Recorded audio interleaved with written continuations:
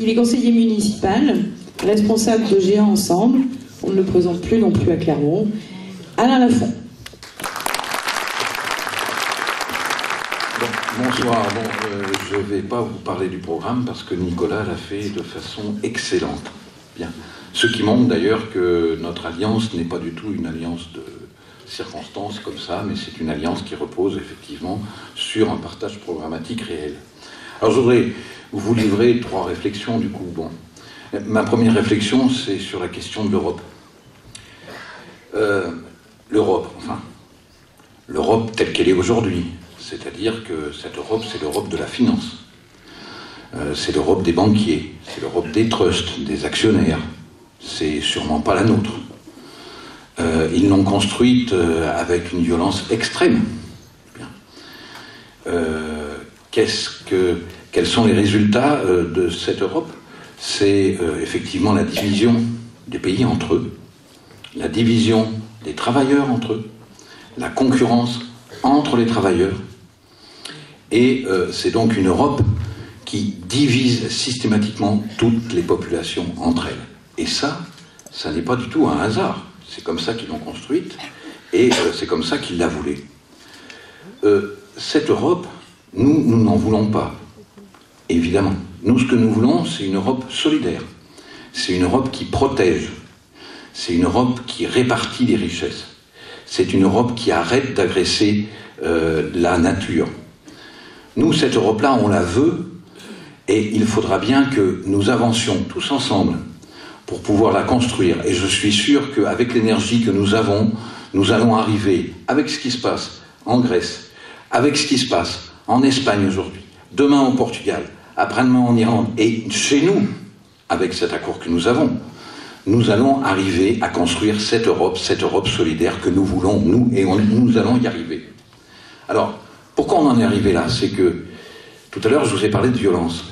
Ça a été une violence absolument magistrale. Lors du référendum en Irlande, le soir de ce référendum, le Premier ministre irlandais, alors qu'il avait été battu à pas de couture, a déclaré « il n'y a pas de problème, on va les faire revoter ».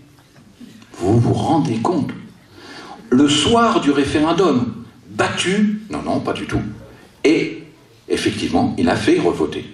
Il a promis beaucoup de choses. Il a trompé le peuple. Et aujourd'hui, le peuple a cédé. J'espère que ça ne va pas durer.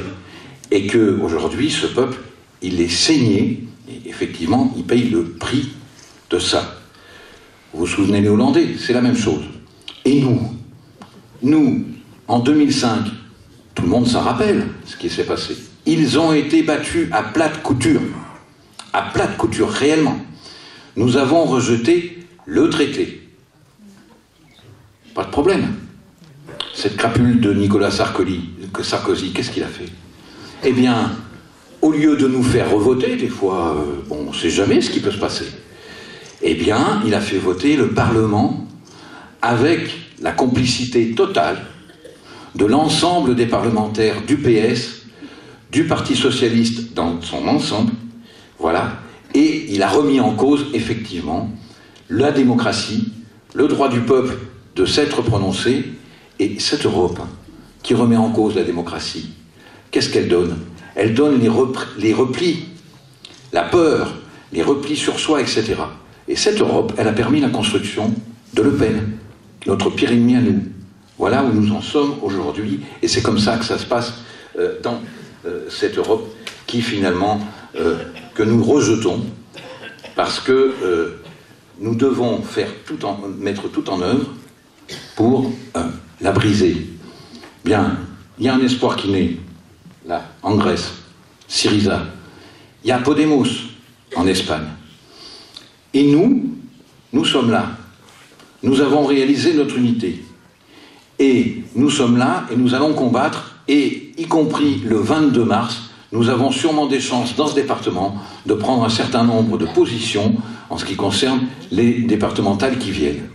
Donc il va falloir tous se mobiliser et faire en sorte que nous y arrivions pour entamer un cycle de victoire qui pourra aller beaucoup plus loin plus tard.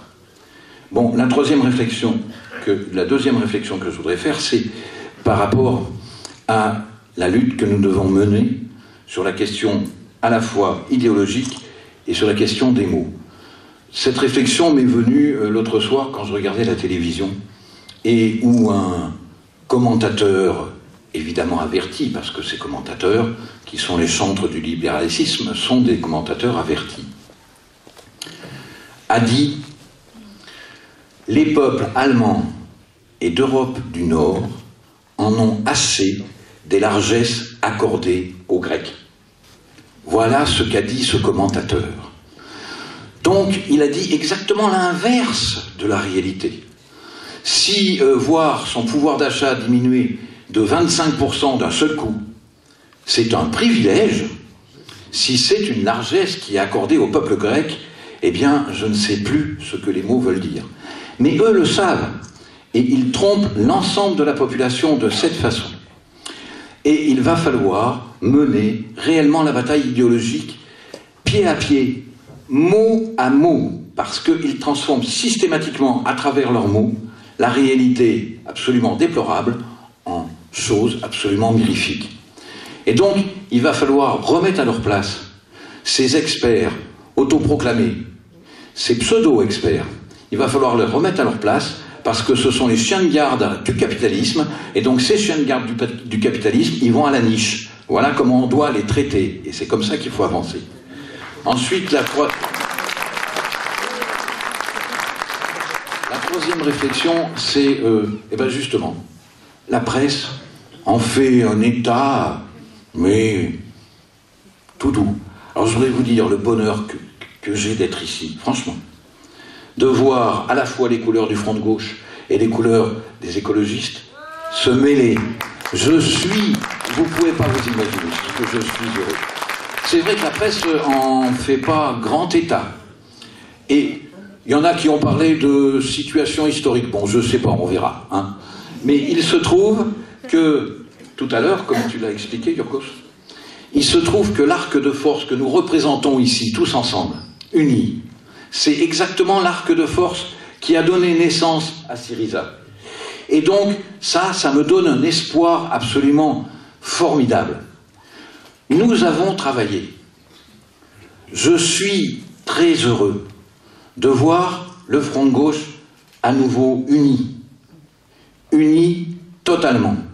Et je suis très heureux de voir ce rassemblement front de gauche, Europe Écologie Les Verts. Parce que c'est l'avenir de notre pays. Ça représente l'avenir de notre pays. Si nous arrivons, et nous y arrivons, parce que, vous savez, au lieu de cultiver les différences, nous avons regardé les convergences. La sagesse, finalement, l'a emporté. Dans ce département, dans notre Puy-de-Dôme, ça c'est formidable, mais aussi dans une trentaine de départements en France. La sagesse l'emporte. Le rassemblement commence à se mettre en mouvement. Et donc ça nous donne une perspective. Mais je vais vous dire, dans la campagne électorale, lorsque nous disons aux personnes, regarde, ça, front de gauche, Europe Écologie, ça c'est l'avenir. Eh bien, je vous assure que ça les interroge, d'abord dans un premier temps, et puis on voit apparaître, comment dire, des sourires. Mais des choses qui me font penser, moi, que ces personnes qui sûrement n'avaient aucune perspective, qui sûrement peut-être allaient s'abstenir, etc., on leur donne une vision de l'avenir et on leur donne un espoir et une perspective politique. Et ça, c'est la prunelle de nos yeux, ça doit être la prunelle de nos yeux. Nous devons conserver ça. Ce rassemblement n'éclatera pas, je ne pense pas. Nous ferons des débats publics après les élections. Et je pense qu'au niveau de notre région, ce rassemblement aura une liste régionale pour les futures élections régionales du mois de décembre. Donc voilà. Faisons en sorte qu'ils vivent, faisons en sorte de le construire, faisons en sorte de l'élargir à d'autres, parce qu'il y en a d'autres qui vont frapper à la porte et faisons en sorte que finalement les premières victoires puissent s'inscrire dans l'histoire. Voilà. Moi je dis vive Syriza, vive Podemos et vive le rassemblement Front de Gauche Europe Écologie. Voilà, merci.